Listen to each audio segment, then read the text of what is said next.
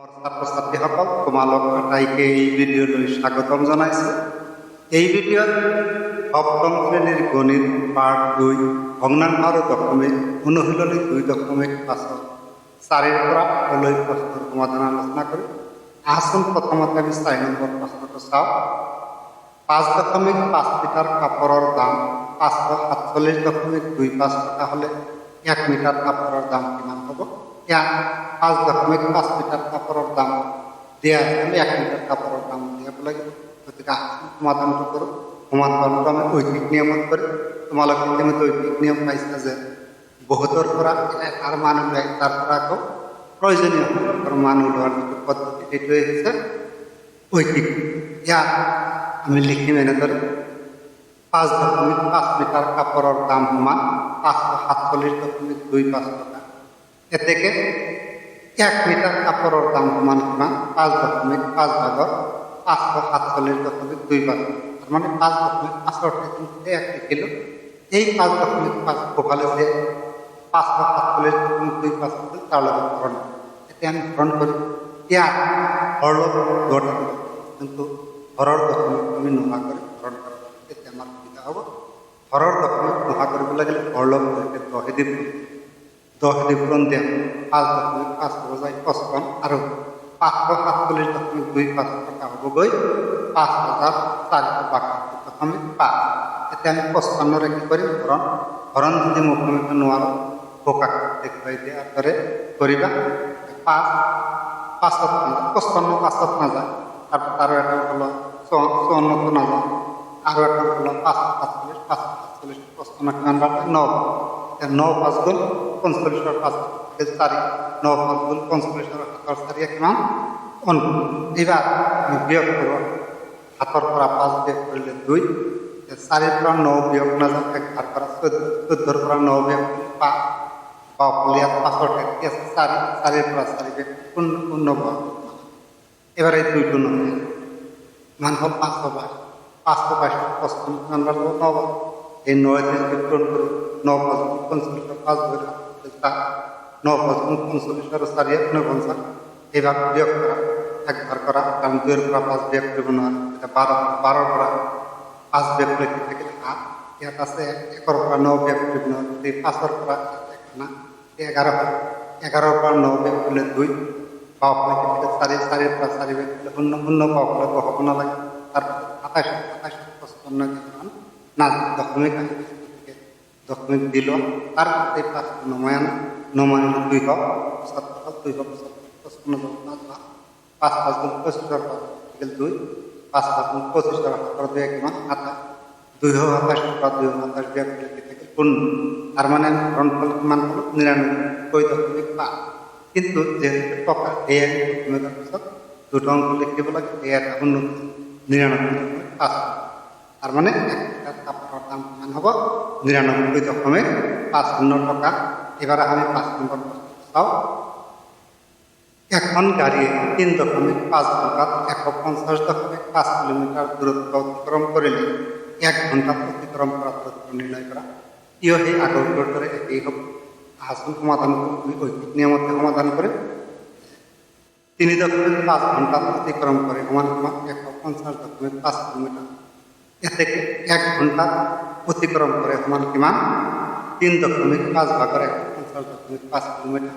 এতিয়া দশমিক নোহোৱা ঘৰৰ যিটো দশমিক তাৰ বাবে 10 দি পূৰণ দিব লাগে। 10 দি পূৰণ দিয়া 55 পালোঁ আৰু ওপৰত 1505 কিলোমিটাৰ।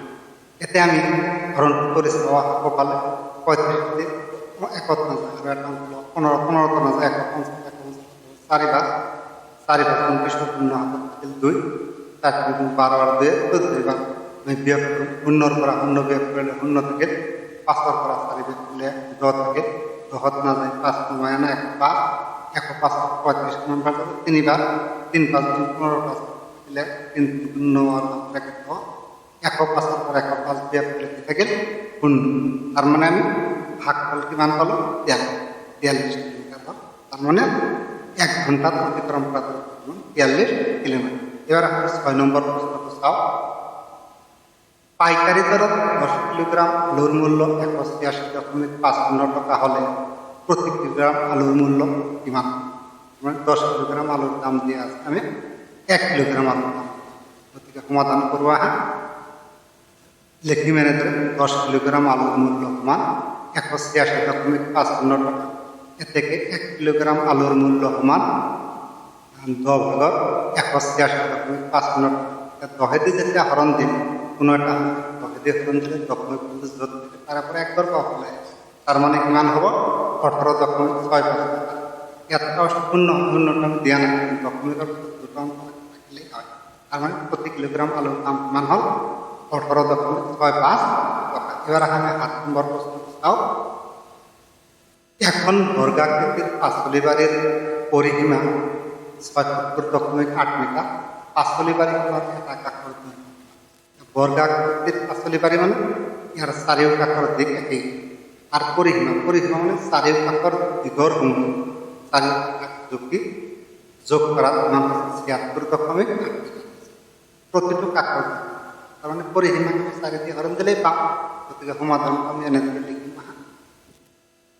বর্গাকৃতির পাঁচলি বাড়ির পরিসীমা সমান 77.8 মিটার এ থেকে পাঁচলি বাড়ি কোণৰ এটা কাষৰ দৈৰ্ঘ্য সমান কিমান 4 ভাগত 77.8 মিটার 4 দিয়ে হরণ দেওয়া 4 হাত একবার 3 6 35 9 দশমিক 8 আছে 8 নাম্বার 2 তার মানে কিমান হল 19.2 তার মানে এই পাঁচলি বাড়ি কোণৰ এটা কাষৰ দৈৰ্ঘ্য হৈছে কিমান 19.2 এবাৰ আমি 8 নম্বৰ প্ৰশ্নটো চাও এটা আলোচনা কক্ষৰ প্ৰস্থ 5.5 মিটাৰ আৰ কালি 74.25 বৰ্গ মিটাৰ কক্ষটোৰ দিক এতিয়া আলোচনা কক্ষৰ প্ৰস্থ দিয়া কালি দিয়া দিক কেনেকৈ পাম কালি দিকে প্ৰস্থৰ ধৰণটো তেতিয়া আমি গতিকে সমাধানটো কৰোঁ সমাধানটো এনেদৰে লিখিম আলোচনা কক্ষৰ কালি সমান 74.25 বৰ্গ মিটাৰ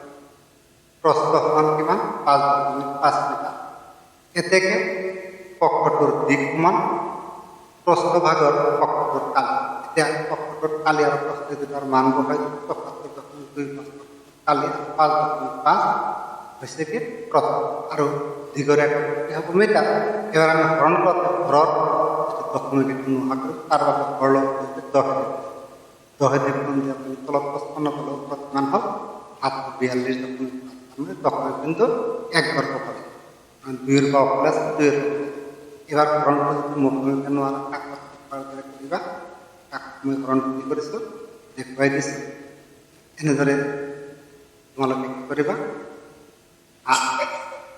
742.5 দেখিলে 55 হৰণ কৰিব লাগিব 55 চকুত কিমান ৰাখিব 1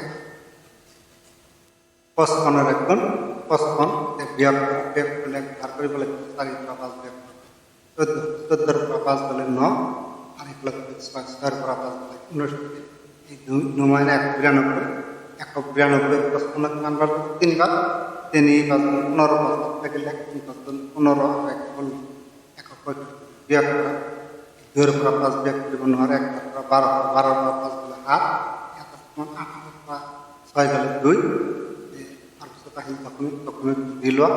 দশমিক দিলোৱা পাঁচ নমাই আনা 275 কিমান বার যাব 5 বার 5 25 2 5 25 আর 2 কিমান 7 যদি বিয়োগ করে 275 বা 275 বিয়োগ করলে 0 আর মানে ভাগফল কিমান পালো 13.5 এই 13.5 মিটার কক্ষৰ আজিৰ এই ভিডিঅ'ত এইখিনি তোমালোকৰ ভিডিঅ'টো ভাল লাগিলে লাইক শেয়াৰ আৰু কমেণ্ট কৰিবা যিসকলে চেনেলটো সাবস্ক্ৰাইব কৰিবা ধন্যবাদ।